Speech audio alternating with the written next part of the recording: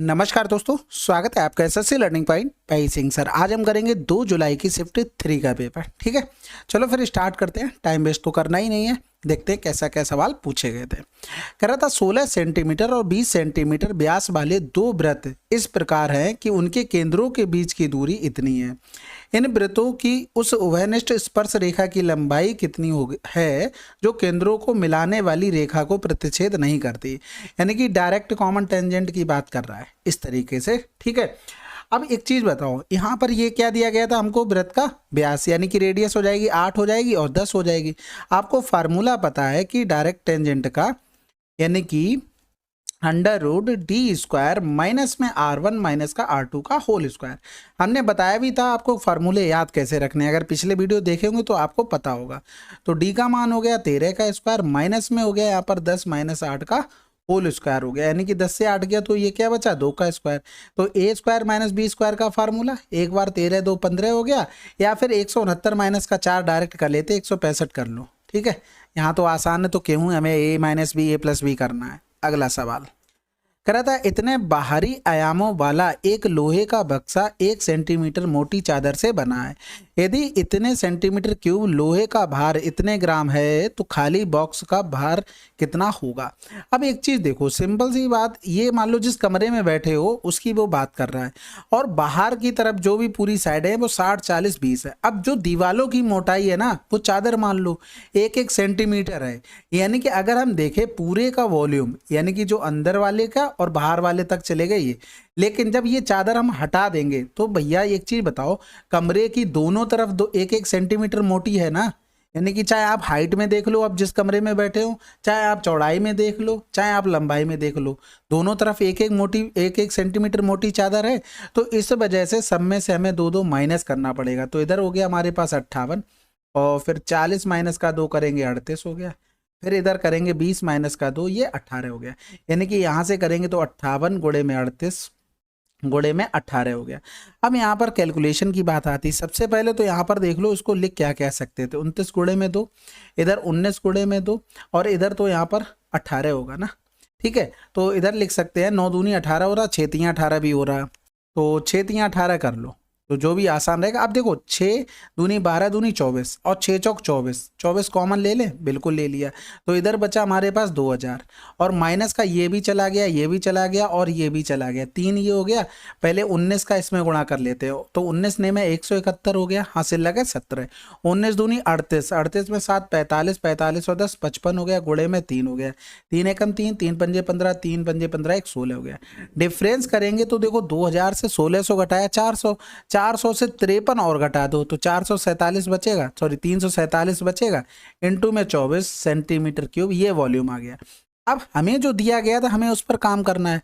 हमसे बोला गया था भाई साहब ने कि 1 सेंटीमीटर क्यूब बराबर में 50 ग्राम, हमें निकालना था 347 इंटू 24 बराबर, तो यहाँ पर हो जाएगा 50 बटे में 1 गुणे में 347 इंटू में 24 ग्राम में आया। ग्राम अब इसको 1000 से डिवाइड कर देंगे केजी में, तो 50 दूनी 100 हो गया, इधर करेंगे तो ये 12 हो गया।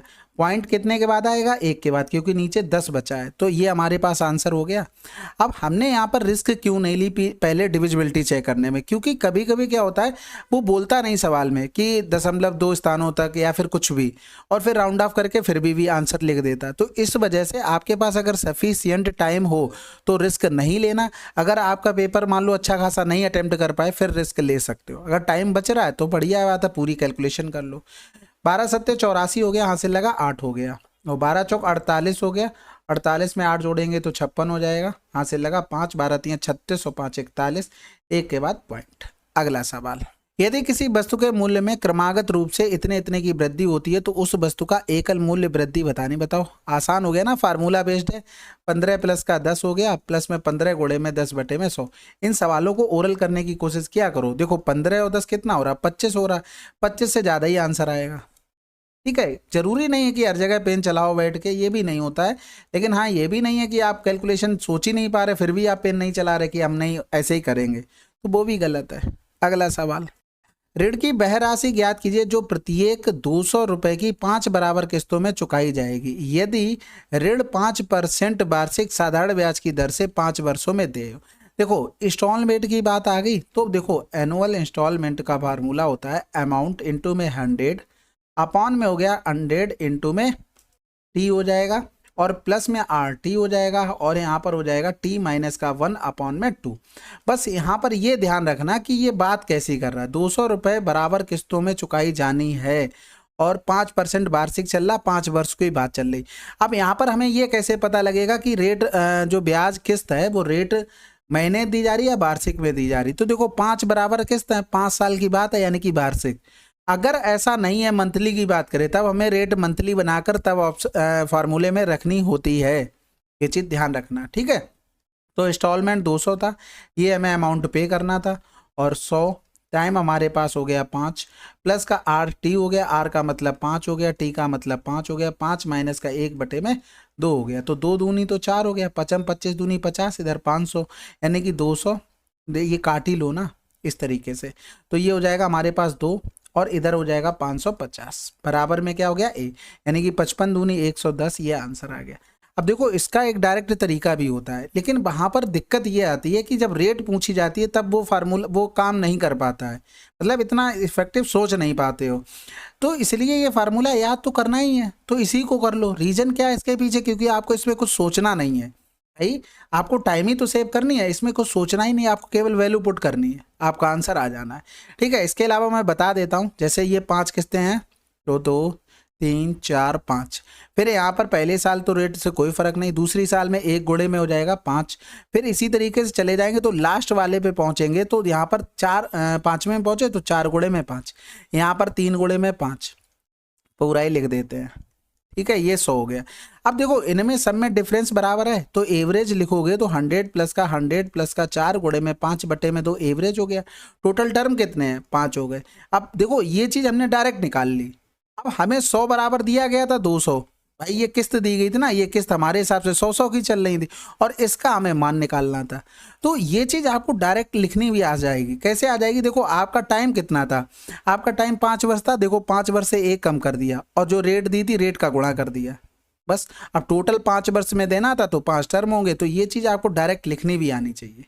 तो ये आपको 100 बराबर दिया गया था 200, इसका मान निकालना था, आंसर आ जाता है। लेकिन मेरे हिसाब से बेटर रहेगा आप ये याद कर लें, क्योंकि इसमें आपको बिल्कुल भी नहीं कुछ भी सोचना है। अब ये जब फार्मूला अच्छे से याद होगा ना तो आपको ये भी नहीं फार्मूला लिखना है वहाँ पर, ठीक है। अगला सवाल कह रहा 2007 से 2012 के दौरान मारुति द्वारा निर्मित किस प्रकार की कारें सबसे कम है। तो ऑप्शन में देखेंगे 4 दी गई हैं लेकिन इधर 5 है, कौन सा नहीं है, अर्टिका, इससे कोई मतलब नहीं। अब सरसरी निगाह से देखो सबसे कम किस में है, सबसे कम हमें इको में दिख रही हैं। तो देखो इससे भी इसमें ज़्यादा है, इसमें ज़्यादा है, इसमें ज़्यादा है, इसमें ज़्यादा है, इसमें ज़्यादा है, इसमें ज़्यादा है, यानी कि जैन में ज़्यादा है, ये ऑप्शन नहीं हो सकता।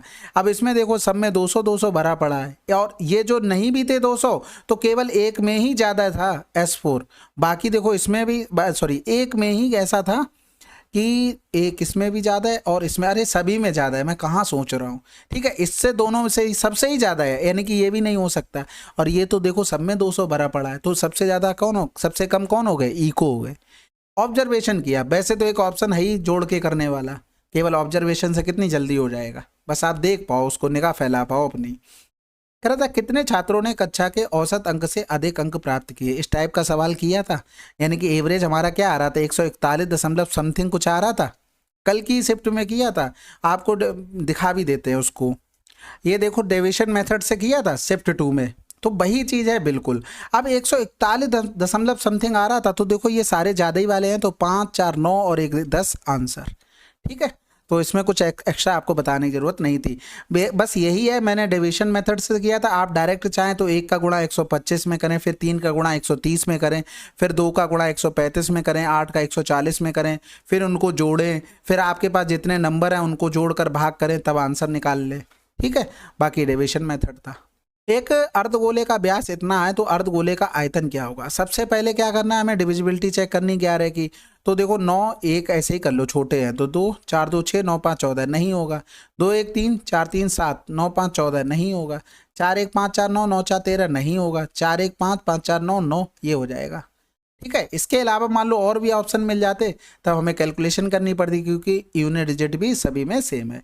बाकी रेडियस हमारी 21 सेंटीमीटर हो गई, आयतन होता है 2/3 पाई आर क्यूब होता है। यानी कि अगर हम लिखना चाहें तो 2/3 पाई आर स्क्वायर इंटू में आर लिख सकते हैं। जब रेडियस हमारी 7 होती है तो एरिया 154 होता है। अब यहाँ पर 21 हो गई तो कै गुना होगा 3, तो एरिया कै गुना हो जाएगा क्योंकि रेडियस स्क्वायर में होती है, तो एरिया हो जाएगा 3 का स्क्वायर यानी कि 9 गुना। इसी का स्क्वायर चिपका देते हैं, यानी कि 2/3 गुणे में 154 गुणे में 9 और रेडियस 21 हमारी। ये डायरेक्ट कैलकुलेशन का पार्ट था। ठीक है, ये चीज़ भी आप लोग ध्यान रखना कि कैलकुलेशन आपको कैसे स्ट्रॉन्ग करनी है।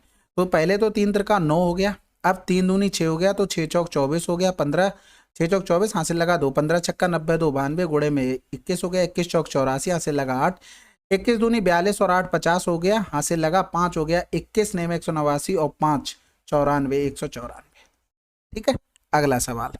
अब ये देखो आसान है, देखो कितना ओरल सोच पा रहे, पहले इस पर काम करो। जैसे 3 त्रिकान होती है 27, 2 दूनी 4 दूनी 8 हो गया, 27 और 8 35, 7 से काटेंगे तो ये पूरा पूरा 5 बार कट गया यानी कि 110 आ गया। इधर देखो इन दोनों में a minus B A plus B का फार्मूला लगा दो, यानी कि 6 4 10 हो गया, 6 से 4 गया 2 यानी कि ये बन गया 20, 20 प्लस का 9 यानी कि ये बन गया कितना 29। इधर करेंगे तो ये 14 दूनी 28 एक 29 बटे में 2, और ये भाग को अगर चेंज करेंगे गुणा का साइन तो 2 ऊपर पहुंच जाएगा 29 नीचे आ जाएगा। आंसर क्या आ गया 220। ठीक है, अगला सवाल। किसी वस्तु की कीमत में पहले 40% की वृद्धि की जाती है और फिर बिक्री में कमी होने के कारण 45% की कमी की जाती है। वस्तु की अंतिम मूल्य में कुल % परिवर्तन बताना। देखो कोई चीज़ यहाँ पर थी, इसको अगर हम 20% बढ़ा दें फिर 20% कम कर दे तो हम क्या लिखते थे, डायरेक्ट फार्मूला लगाते थे 20 बढ़ाई और 20 कम की गुणे में 20 गुणे में इधर माइनस हो जाएगा 20 बटे में 100 करते थे, क्योंकि हमें एट द एंड प्रारंभिक वस्तु से और जो लास्ट में बना उसी से कंपेयर करना होता था। वही चीज़ यहाँ पर भी है, पहले 40 बढ़ाई गई फिर इसी को किया क्या कम किया गया और फिर पहले वाले से ही कंपेयर करना था, तो डायरेक्ट प्लस में फिर माइनस में, प्लस माइनस माइनस हो जाएगा 40 गुणे में 45 बटे में 100। फार्मूला तो सभी को पता होगा ना, ये भी लिखने की ज़रूरत है? अगर है लिखने की ज़रूरत हो तो भाई शर्म करो थोड़ा क्योंकि ये तो सब नहीं होना चाहिए। इधर करेंगे तो माइनस का 5, आंसर तो देखो ये तो आने नहीं है, बस खत्म हो गया। 4 पंजे 20 हो गया, 4 चौकू 16 और 4 चौकू 16 तो 18 यानी कि माइनस का 23% आंसर। अगला सवाल। ए और बी एक साथ काम करते हैं, काम को 15 दिनों में। ए अकेला काम करता है 18 में, बी उसको कितने दिनों में करेगा? बहुत सिंपल, 15 गुणे में 18 दोनों का डिफरेंस कर देंगे 3 हो जाएगा, 3 छक 18 90 दिन में काम हो गया। ठीक है, ये चीज़ें छोटी छोटी याद रखो। ए प्लस बी देखेंगे, ये कर रहा है एक्स दिन में, बी काम कर रहा है या ए कर रहा था कुछ भी मान लो बाई दिन में कर रहा था। तो अगर पूछा जाए कि इनमें से देखो एक तो कॉमन होगा, जो कॉमन नहीं होगा वही पूछेगा कि बी कितने दिनों में करेगा, तो x इंटू में बाई कर देंगे और y माइनस का x कर देंगे, ये डायरेक्ट आंसर। क्यों ऐसा हो क्यों रहा है भाई? देखो 18 15 दिन में दोनों कर रहे थे, 18 में कर रहे थे, हमने एलसीएम ले लिया 15 गुणे में 18, तो इनकी इफिशियंसी 18 इनकी इफिशियंसी 15 हो गई, तो ये a प्लस का b हो गया और नीचे यहाँ पर क्या हो गया a हो गया। तो भैया b की इफिशियंसी निकालोगे तो 18 में से a की घटाना पड़ेगा ना, तो इसलिए हम डायरेक्ट लिख लेते हैं ये चीज़। अगला सवाल। समीकरण दिया गया था भाई, देखो ये तो कोऑर्डिनेट ज्योमेट्री पर है, अगर आपके बेसिक्स क्लियर होंगे तब तो ठीक है, नहीं तो थोड़ा सा पढ़ लेना। ठीक है, ये 48 होता है, 48 को इधर डिवाइड कर देते हैं दोनों में, तो ये हो जाएगा 6 48 भाई बराबर 8 छंग 48 बराबर में हो गया हमारे पास 1। अब इसको देखो यहाँ पर ये बना लेते हैं हम इसके, ये एक सेकेंड रुको, चित्र तो बढ़िया बन ही नहीं सकता, कसम खा रखी उसने भैया कि तुम कुछ भी कर लो चाहे जितने यत्न कर लो हम नहीं बनेंगे तुमसे बढ़िया। ठीक है, तो ये हमारे पास 8 रहा, ये रहा हमारे पास 6। सबसे छोटी इकाई की लंबाई की बात करा, यानी कि ये 8 यहाँ से यहाँ, ये 90 डिग्री बना रहा, तो ये कितना हो गया 10 हो गया। ठीक है, अब सही है, देख लो भाई क्या करोगे, कोऑर्डिनेट ज्योमेट्री पढ़ लेना, थोड़ी बहुत आ सकती है मेंस में भी। देखो भाई सिंप्लीफिकेशन है, सबसे पहले तो ब्रैकेट पर ध्यान दिया करो, ये यहाँ से लेके यहाँ तक लगा है, सबसे पहले इसी को सॉल्व करना है। तो ये डिवाइड का साइन था, ये 4 से 4 काट लो, देखो चाहे गुणा करके काटो तब भी 4 आएगा, चाहे ऐसे करके, कुछ तो कैलकुलेशन आपको पता होनी चाहिए। ऐसा ही नहीं कि हमेशा बॉड मासी के उस पर चलते रहो। ठीक है, वो ज़रूरी है, मैं ये नहीं कहता हूँ वो ज़रूरी नहीं है, लेकिन हाँ कुछ चीज़ें तो आपको ये भी आना चाहिए कि हम ऐसे कर सकते हैं।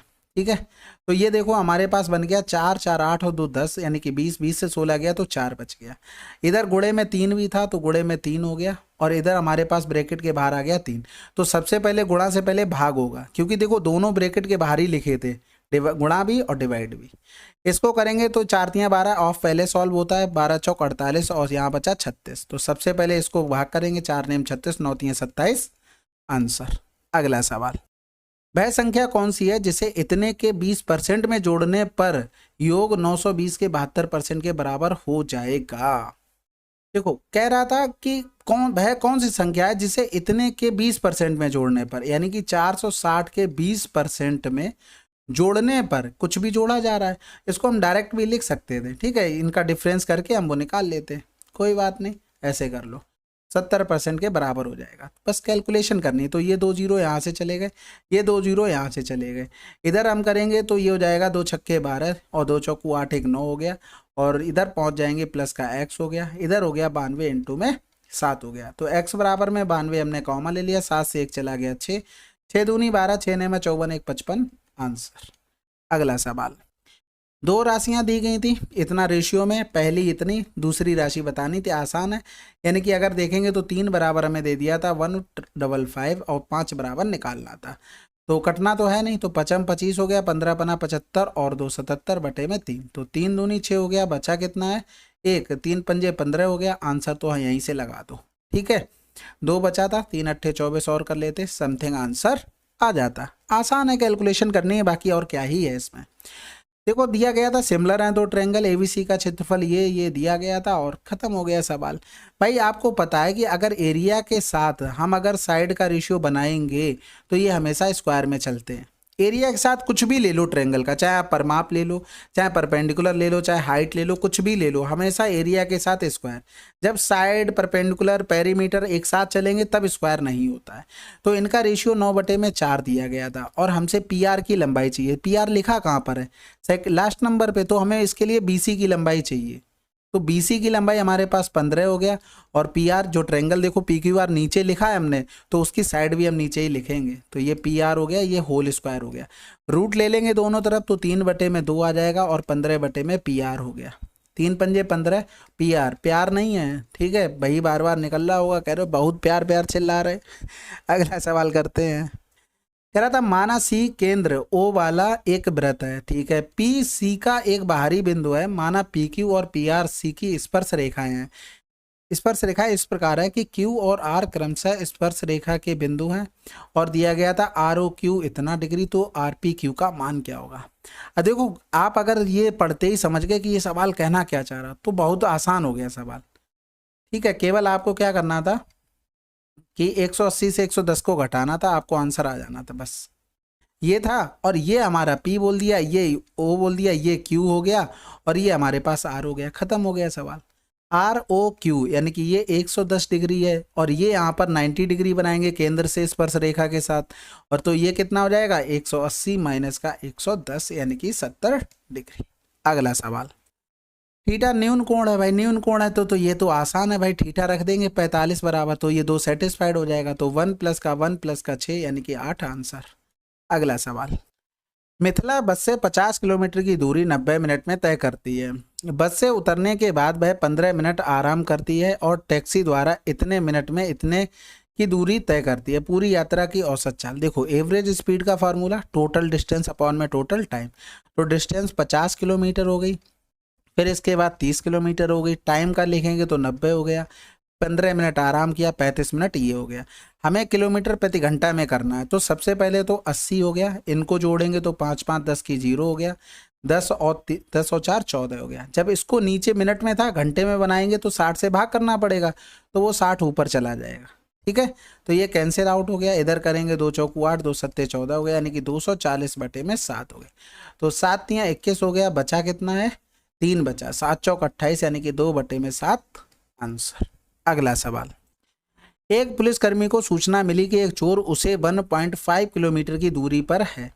चोर कार से चलना शुरू करता है और पुलिसकर्मी कार से उसका पीछा करता है। चोर और पुलिसकर्मी क्रमशः इतने इतने की चाल से आगे बढ़ रहे हैं। पुलिसकर्मी किस दूरी पर चोर को पकड़ लेगा। अगर आपका बेसिक क्लियर है ना, तो आपको केवल इतना लिखना, आपका आंसर आ जाना है, बस खत्म हो गया, 6 किलोमीटर आंसर। अब हुआ कैसे, मान लो ये यहाँ से रहा, ये इस तरीके से रहा, इनके बीच की दूरी 1.5 किलोमीटर है। मान लो यहाँ पर चोर पकड़ा गया, तो यहाँ से यहाँ जाने पर चोर को टी समय लगा, तो पुलिस वाला भी यहाँ से यहाँ जाने में टी समय लेगा, टाइम कांस्टेंट हो गया। तो स्पीड में रेशियो 90 और 120 हो गया। तो एक चीज़ बताओ, डिस्टेंस का रेशियो क्या होगा, 90 120 होगा, सेम होगा। तो हमारे हिसाब से डिस्टेंस में डिफरेंस 30, क्वेश्चन में 1.5 किलोमीटर। अब पूरी दूरी किसने दौड़ी होगी, पुलिस वाले ने, तो पुलिस वाले के लिए हम निकाल लेते हैं 120 बराबर। तो कै गुना हो रहा था इसका, 4 गुना, तो इसका भी 4 गुना कर दो। अब यही चीज़ है कि आपको देखो प्रैक्टिस है, हमने डायरेक्ट 30 बराबर लिख लिया, 120 बराबर निकाल लिया, बस प्रैक्टिस होनी चाहिए। अगला सवाल, अच्छा इधर लिख लेना, ये 6 ही आएगा, पॉइंट लगाता ना, तो 15 चौको 60 करेंगे, 6 रह जाएगा। 2021 और 22 में मॉडल सी का कुल उत्पादन 2019 और 20 में मॉडल ए के कुल उत्पादन का कितना % है। 21 और 22 में सी की बात कर रहा है, यानी कि ये रहा, यानी कि यहाँ पर देखेंगे तो ये जा रहा 6 तक और ये जा रहा 5, यानी कि 11 तक, ठीक है। 19 और 20 में बात कर रहा ए की, ए ब्लू कलर का है, यानी कि यहाँ पर 5 हो गया, 5 4 9 हो गया। ये उत्पादन का कितना % है, भैया कुछ नहीं है भाई, इसका x% हो गया, खत्म हो गया सवाल। यानी कि 1100 बटे में 9 कर देंगे तो 9 एकम 9, 2 बच गया, फिर 9 दूनी 18, फिर 2 9 दूनी 18, ऐसे ही चलता रहेगा। अगला सवाल, एक दुकानदार एक वस्तु पर इतने रुपए मूल्य अंकित करता है और उसे 25% की छूट पर बेचता है, साथ ही वह वस्तु की खरीद पर इतने का गिफ्ट भी देता है। यदि वह फिर भी 10% का लाभ अर्जित करता है तो वस्तु का क्रय मूल्य क्या है। अब इसमें देखो कुछ नहीं भाई, सिंपल सा अपना बेसिक फंडा लगाओ। 25% मतलब होता है 1/4, यानी कि 3/4 हो गया। अब इतने की वो चीज बेच रहा था, लेकिन 2.5 रुपए का और गिफ्ट दे दिया, तो 2.5 रुपए का गिफ्ट हमने घटा दिया। 10% का लाभ होता है, लाभ किस पर होता है, हमेशा सीपी पर होता है। देखो ये सारी छूट वगैरह हटाने के बाद ये क्या बना जाकर, ये बना सेलिंग प्राइस। तो सीपी पर भी हमने प्रॉफिट जोड़ दिया, वो भी बन गया। समझ में आ गई बात। तो इधर करेंगे 4 7 28 हो गया, पॉइंट लगाएंगे पहले, 4 पंजे 20 हो गया। इधर कर लेंगे तो ये 0 इससे चला गया, 15 पना 75 हो गया, 15 सत्ते 105 और 7 112 हो गया, पॉइंट लगा देंगे, माइनस का 2.5 हो गया। यानी कि यहाँ पर देखेंगे तो ये 110 बचा, बराबर में यहाँ पर सीपी गुणे में 110 बटे में 100 हो गया। तो आंसर क्या आ गया हमारे पास, 100 रुपये, ठीक है। अगला सवाल, एक दुकानदार ने इतने में 288 संतरे खरीदे, यानी कि इतने रुपए के 288 संतरे बाई किया उसने। उसमें से उनमें से 50 को 70 पैसे प्रति संतरे की दर से बेचा और शेष को इतने में बेच दिया। उसका लाभ और हानि बताना। देखो 50 को 70 पैसे यानी कि रुपए में बनाएंगे तो ये हो गया 50 दूनी 100 हो गया, यानी कि 35 रुपए के बेच दिए। शेष को इतने रुपए में बेच दिया। तो यहाँ पर अगर देखें तो 6 5 11 हासिल लगा, 1 हो गया, 5 3 8, 81.2420 का उसने टोटल सेल किया है। अब लेकिन लाया कितना था, 115 का, तो 115.2 इनका डिफरेंस कर दो। तो भैया 0 हो गया, 5 से 1 गया 4, 11 से 8 गया 3, यानी कि इतने का क्या हुआ, उसे लॉस हुआ। ठीक है। अगला सवाल कह रहा था 68 सेंटीमीटर लंबाई और 28 सेंटीमीटर के आधार व्यास वाले एक लंबवृत्तीय बेलन के वक्र पृष्ठीय क्षेत्रफल और संपूर्ण पृष्ठीय क्षेत्रफल के बीच अंतर क्या होगा। बहुत आसान सवाल है। जैसे ये मान लो ये एक बेलन बना है, ठीक है, ये बेलन बन गया। अब इसका संपूर्ण क्षेत्रफल अगर आप देखोगे ना, देखो आप फार्मूला लिख के वो घटा भी सकते हो, लेकिन वो भी नहीं लिखना था, इसलिए मैं इस चित्र से ही समझा रहा हूँ। यहाँ पर देखो अगर टोटल सरफेस एरिया लिखोगे ना तो ये साइड वाला भी लिखोगे, आपको सरफेस ये भी सर्किल भी लिखने पड़ेंगे। लेकिन कर्व सरफेस एरिया लिखोगे तो ये वाला पार्ट आएगा और ये वाला पार्ट आएगा, यानी कि डिफरेंस में केवल क्या आ जाएंगे, केवल डिफरेंस में आपके 2 सर्किल ही आएंगे। ठीक है, बस ये वही करना था, 2 × में पाई आर स्क्वायर, यही डिफरेंस हो गया। अब रेडियस हमारे पास कितनी हो गई, 14 सेंटीमीटर हो गई। तो भैया 2 पाई आर स्क्वायर का मान 616 हो जाएगा, डायरेक्ट पता होना चाहिए। 7 44 154, जब रेडियस 14 हो जाती तो 88 616 हो जाता एरिया। ये 2 पाई आर का मान हो गया, ये पाई आर स्क्वायर का मान हो गया, और ये हमारी रेडियस है। बस खत्म हो गया, 2 छक्के 12, 2 एकम 2 1 3 हो गया, 2 छक्के 12 हो गया, आंसर लगा दो। अगला सवाल, त्रिभुज का परिमाप इतना इकाई है, इसका क्षेत्रफल वर्ग इकाई से अधिक नहीं हो सकता। ऐसे में हमेशा कोशिश किया करो कि आपके पास बन जाए क्या, समबाहु त्रिभुज बन जाए, यानी कि इक्विलैटरल ट्रायंगल, वो हमेशा उसमें ज़्यादा होगा। अब देखो पॉसिबिलिटी एक और बन जाएगी, वो भी मैं बना दूंगा आसान तरीके से। तो देखो 36 दिया गया था, यानी कि 3a बराबर में 36, तो a बराबर में कितना आ गया, 12 आ गया। 2 छक्के 12, यानी कि 36 √3 से ज़्यादा नहीं हो सकता एरिया। मैंने डायरेक्ट एरिया कैसे लिख दिया ये भी देख लो। जब समबाहु त्रिभुज यानी कि इक्विलेटरल ट्रायंगल में साइड 2 हो तो एरिया √3। यहाँ पर 12 क्या गुना हो गया, 6 गुना हो गया। इसी का स्क्वायर करो और √3 के साथ चिपका दो आंसर। कभी कभी डायरेक्ट सवाल आ जाते हैं कि 12 सेंटीमीटर भुजा वाले यानी कि समबाहु त्रिभुज वाले का हमें एरिया बताओ। तो आपको क्या देखना, 2 का क्या गुना 6, 6 और 6 का स्क्वायर 36√3 आंसर आ जाएगा। ठीक है, अब यहाँ पर आप कहोगे एक पॉसिबिलिटी, जैसे मान लो सर्किल की बना के दिखा दे, सर्किल कह रहा हूँ कि राइट एंगल ट्रायंगल की। तो 3 4 5, 5 4 9 3 12 यानी कि 3 गुना कर देंगे तो बन जाएगा। ये 3 गुना कर दिया तो इनका भी परिमाप 36 हो गया। अब यहाँ से निकाल लो आप, तो 1/2, यहाँ पर 3 त्रिका 9, 4 तियाँ 12 हो गया। ठीक है, तो इधर 2 छक्के 12 कितना आया, 54 आया। लेकिन यहाँ पर अगर देखोगे तो 36 गुणे में 7.32 भी करना पड़ेगा क्योंकि √3 का मान होता है। तो देख लो किसका ज़्यादा आ रहा। ठीक है, अगला सवाल कह रहा था कुल लाभ में ए और ई को मिलाकर प्राप्त हुआ लाभ लगभग कितना है। ठीक है, यहाँ पर दिया गया था प्रोडक्ट वाइज टर्नओवर दिया गया था, प्रॉफिट परसेंटेज दिया गया। ये सवाल है अच्छा खासा कैलकुलेटिव। सबसे पहले तो हम देख लेते हैं ए और ई का प्रॉफिट कितना है।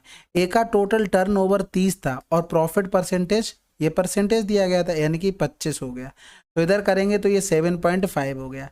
अब हम ई की बात कर लेते तो ई का 60 था और यहाँ पर भी 25% था, यानी कि 60 का 25% करेंगे तो 15 आ जाएगा। 25 छक्का 150 यानी कि 15 हो गया। अब हमें इस बी का भी चाहिए होगा, सी का भी चाहिए, डी का भी चाहिए। तो यहाँ पर देखेंगे बी के लिए 40 था, बी का परसेंटेज 7.5 यानी कि 40 गुणे में 7.5 हो गया। तो ये पॉइंट तो इससे चला गया। 4 पंजे 20 हो गया, 4 सत्ते 28 2 30 यानी कि 3 आ गया। सी की बात करेंगे, यहाँ पर 20 था और 20 का 20% करना पड़ेगा, 20 का 20% यानी कि 4 आ जाएगा। डी की अगर हम बात करेंगे तो डी हमारे पास 7.5% है, इधर 50 है यानी कि 50 का 7.5%। तो ये तो इससे चला गया, 25 हो गया और हासिल लगा 2, 5 सत्ते 35 2 37 हो गया। पॉइंट के 2 के बाद आ जाएगा क्योंकि परसेंटेज का 100 भी है। तो अब अगर इन दोनों का देखेंगे तो 22.5 हो गया यानी कि 22.5 टोटल प्रॉफिट हमें जोड़ना पड़ेगा। तो यहाँ पर देखेंगे 5 हो गया, 5 और 5 7 5 12। ठीक है, इनको सबको हम जोड़ रहे हैं और कुछ नहीं स्पेशल कर रहे हैं। 5 हो गया, 7 5 12 की 2 हासिल लगा 1 हो गया यानी कि 3 हो गया। 3 3 6 6 4 10 10 3 13 की 3 हो गया, हासिल लगा 1 हो गया यानी कि 3 आ गया यानी कि 33.25 आ गया। तो 33.25 गुणे में हो गया 100। तो पॉइंट से पॉइंट हटाएंगे, इधर एक जीरो बढ़ गया। तो एक बार तो 25 से कट रहा है, सबसे पहले उसको काट लेते हैं। तो 25 से कम 25 हो गया, बचा कितना है 8। 25 तियाँ 75 हो गया यानी कि 8 का मतलब था 82। 75 किया तो 7 बचा, फिर 25 तियाँ 75, 25 नए में 225 हो गया। 3 3 6 1 7 हो रहा है यानी कि 9000 बटे में 1333। अब देखो ऑप्शन में सब में पहला नंबर अलग लिखा है, सबसे बड़ा लिखा है 8।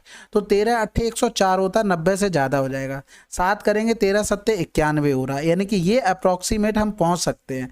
तो हमें यहाँ से क्या करना, थोड़ा सा कैलकुलेशन करना ही पड़ेगा क्योंकि देख लेते हैं कि अगर सही बैठ रहा, नहीं वैसे तो आंसर तो आ चुका 70, क्योंकि 13 8 104 बहुत ज़्यादा हो रहा। 13 7 91 90 के पास है इसलिए आ चुका है वो। ठीक है, बाकी कर लेते हैं। 13 पंजे 65, 13 छक 78 और 13 छक 78 कर लेते हैं। तो 7 तियाँ 21 हो गया और 7 तियाँ देख रहे हो कहाँ, पता नहीं दिमाग कहाँ चल रहा है। 6 तियाँ 18 हो गया और 13 छक 78 और 10 से 8 गया तो 2 हो गया, 9 से 9 गया तो 0 हो गया, 8 से 7 गया 1 उतारा लिया 0 हो गया। अब दूसरी बार में करेंगे तो 13 8 104 होता है, तो 7 बार कर सकते हैं। 7 तियाँ 21 हो गया, यहाँ से लगा 2 हो गया, 13 7 91 और 2 93 हो गया। 10 से 1 गया तो 9 हो गया, 10 से 1 गया 9 हो गया और 11 से 3 गया तो 8 हो गया। अब तो कुछ बचा नहीं, पॉइंट लगाएंगे 0 बढ़ाएंगे। अब 67 दशमलव समथिंग आना चाहिए। अब एक चीज़ बताओ, इसके पास सबसे नज़दीक नंबर कौन सा है, 70 है ना, वहाँ से आंसर लगा दो। क्योंकि हो सकता है पता नहीं, आप तो देखो थोड़ा बहुत कैलकुलेशन में मुझसे एरर हुई होगी या फिर इसी तरीके से आंसर भी लगा होगा। ठीक है, तो इस तरीके से कर सकते थे, बाकी कैलकुलेटेड तो सवाल था। अगला सवाल, चलिए फिर ये 2 जुलाई की शिफ्ट 3 के टोटल 25 सवाल थे। आशा है कि आपको सोल्यूशन अच्छा लगा हो। जो भी आपको इसमें बेस्ट क्वेश्चन लगे उनको कमेंट बॉक्स में ज़रूर लिखना है, जिससे कि जब बेस्ट क्वेश्चन का वीडियो आए तो उसमें वो क्वेश्चन इंक्लूड हो जाए। ठीक है, कंप्लीट किया हो वीडियो तो डन तो लिखना ही लिखना है। मिलते हैं अगले वीडियो में, तब तक के लिए जय हिंद जय भारत।